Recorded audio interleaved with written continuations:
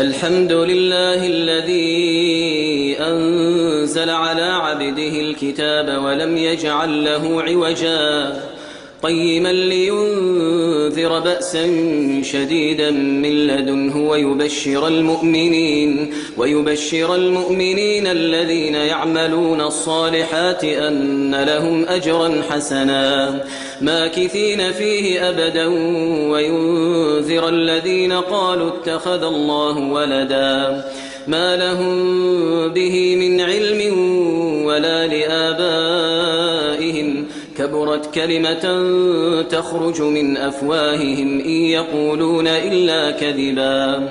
فلعلك باخع نفسك على آثارهم إن لم يؤمنوا بهذا الحديث أسفا إنا جعلنا ما على الأرض زينة لها لنبلوهم أيهم أحسن